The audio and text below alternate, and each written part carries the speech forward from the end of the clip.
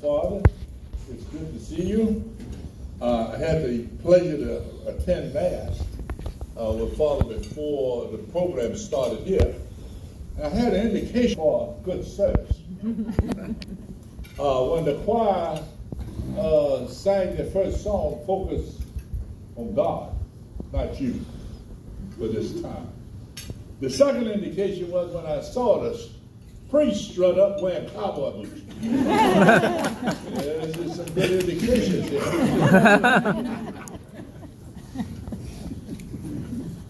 And the third and most profitable piece is Father spoke of the lady who had nothing but gave all she had, while others gave to their sense of convenience, of excess they had. That struck home. That cost me $50 later. As I went in my wallet for the second convention, I said, my wife had participated in the first round, and I went in there and I said, remember what Father said, give a little bit till it hurt. So go past that 20 and pull that 50 out, boy. It worked, Father. I'm honored to be here because this week, this month, is about you. The purpose of this organization is about honoring our nation, our veterans, from 1890 up to this point. They have continued to do that with over 3,000 chapters around the country, helping pay tribute to our veterans, proliferating ideas like patriotism and education and caring for monuments to remember those who served. The DAR, I might say, I'm a member of the Sons for some 2 years now. After I was challenged by a member in my church at St. Gabriel in Baton Rouge, St. Gabriel, Louisiana, actually, and he said, John, I've been reading a lot of Louisiana history. I think you might qualify. And he was very persistent, almost to a point of getting on my nerve. I finally told him yes. And he did all the research. And I'm here to report today I am a registered son. Both of my sons who are in the Army, both of them in the family business. One is a master sergeant in the Louisiana Engineers, who was in the cavalry with 2 tours from Iraq. And our youngest son, Captain Stephen Honore, who just returned 2 weeks ago from Iraq and Syria. Both of them are members, and our 2 grandsons. Because of somebody reaching out, telling me, I know you're busy, I know you think you're important, but there's something you need to pass on, not for me, but to our grandchildren and our sons, that lineage, to those who served the patriots in the Revolutionary War. So I thank them for bringing my attention to what that organization and what your organization do, but bigger than that, for what the mission is. Because they're constantly engaged in recognizing our veterans. And why? To those here today, it's obvious.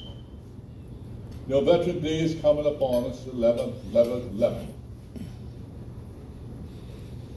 11th month, the 11th day, the 11th hour. Started at the end of Armistice Day, the First World War.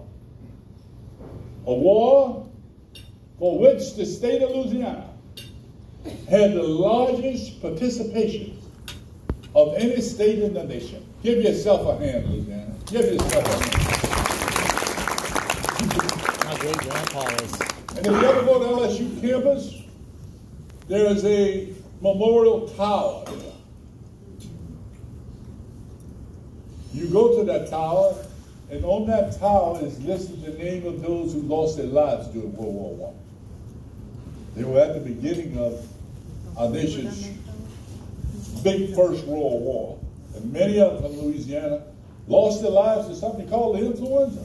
Sound familiar, right?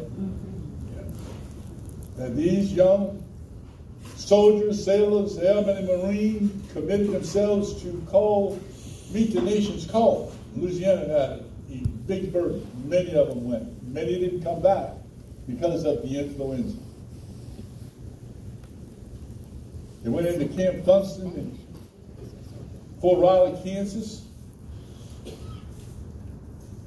They never stopped training. They put them in ships that were later referred to as coffins, iron coffins, and shipped to World War I. And they fought through that war until 2018, when the war ended on armistice day. But they deployed to a war in a pandemic for which we had no resolution other than to force people together and see who survived. We're in a different state today, but we're at a war, again, with a pandemic. But imagine doing that when our economy wasn't that good. Coming back from World War I, there's a lot of recognition of veterans, and we have veteran homes today, we have veteran hospitals, we have buses that'll pick veterans up to take them to appointments if they needed from their injuries from service. But that wasn't always the case. But organizations like DAR and others fought for veterans' rights. In 1935, I'll show you sometime how government can be wrong. The president at the time said, "No man, whether he a veteran or not, shall be superior to his fellow citizen." The veterans that went to World War I had been promised a bonus for which they had not received.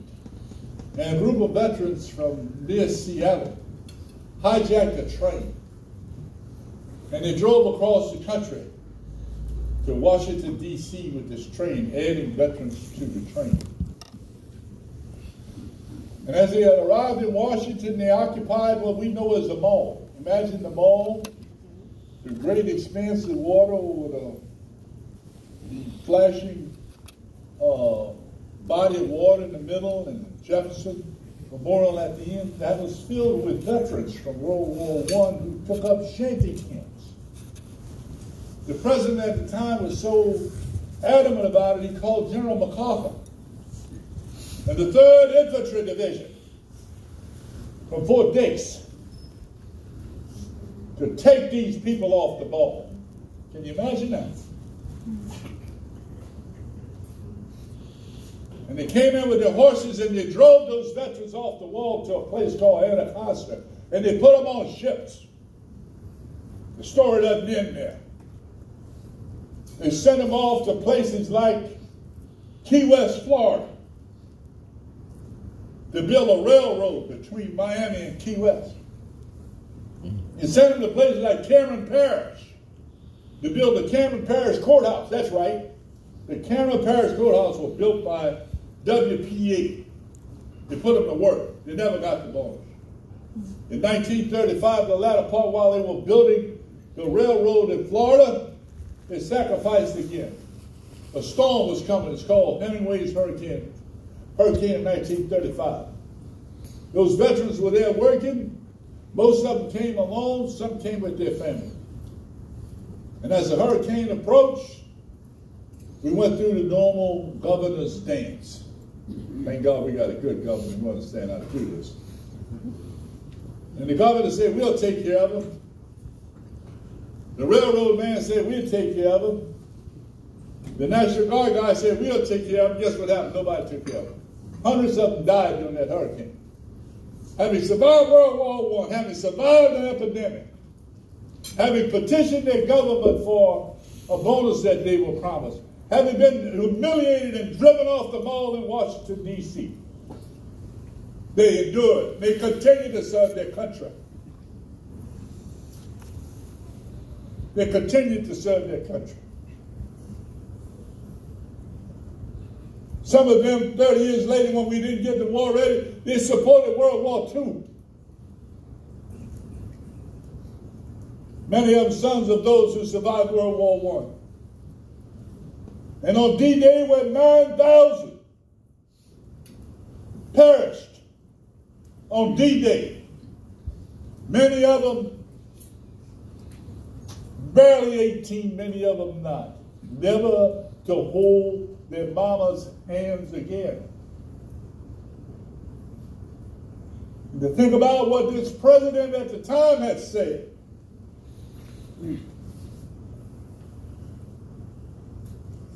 Well, he changed his tune.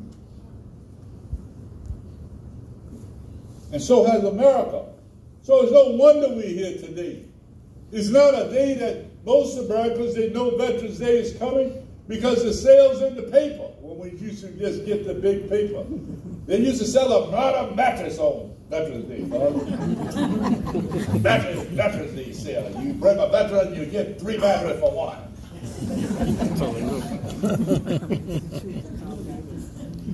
It's way beyond a sale day. Because since then, it's not just what they did in the Nusa on D-Day, or in Iran Valley, or Pork Chop Hill.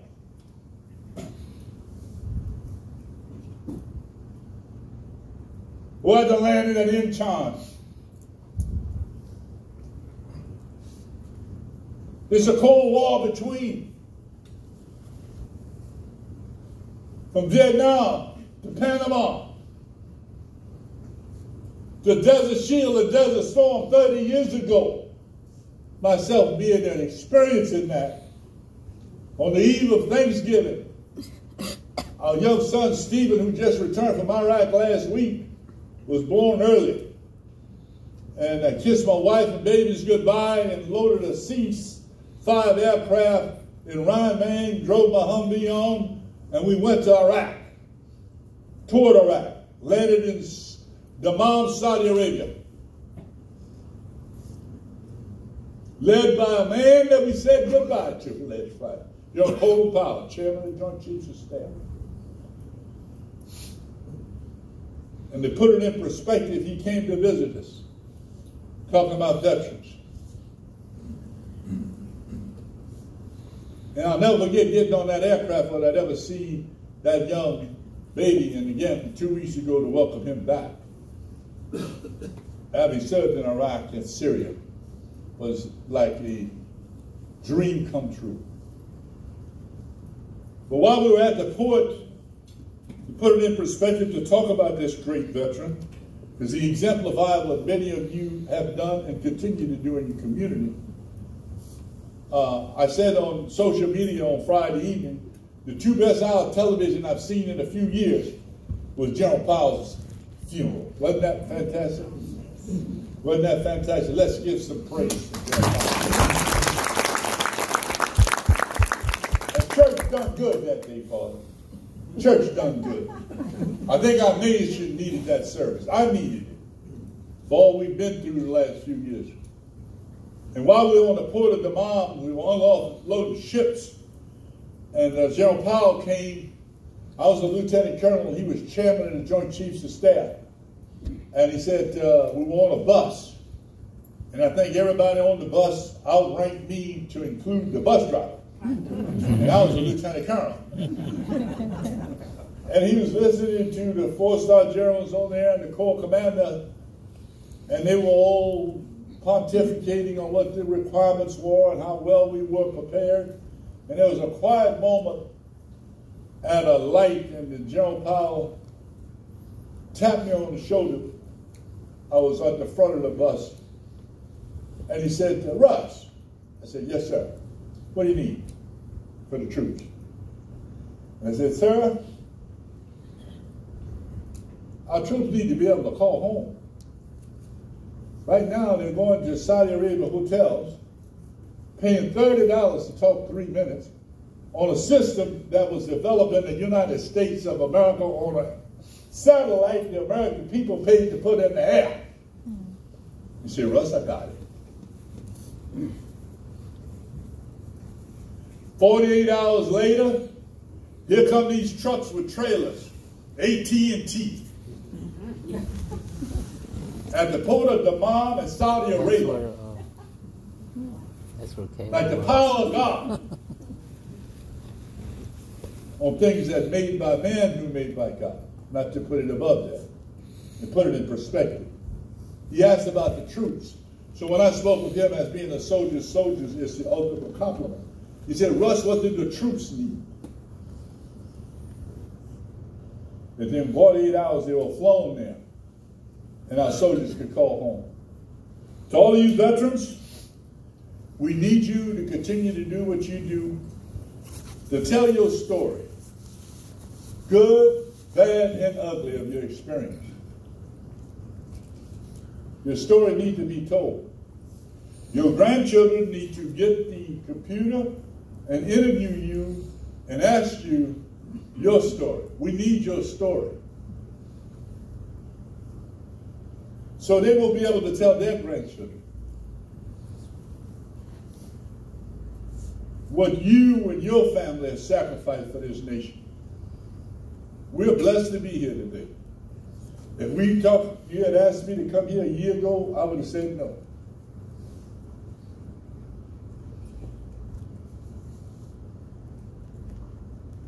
We are blessed to be here today. To those veterans who didn't return, think about them. 17, 18-year-old. World War I, died from something they didn't even know what was killing them. And those that didn't die from that, they died from exposure to gas.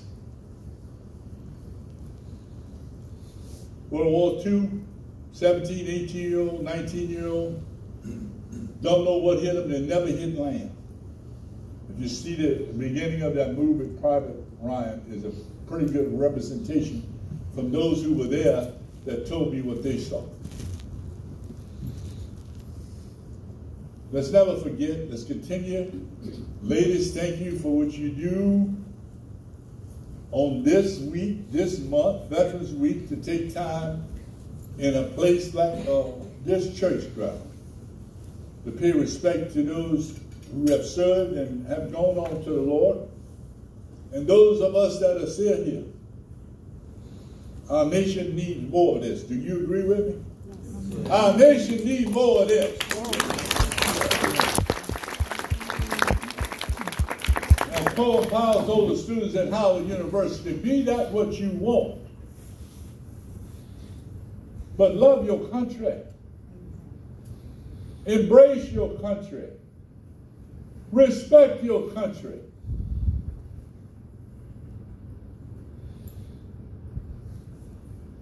God bless you. God bless America.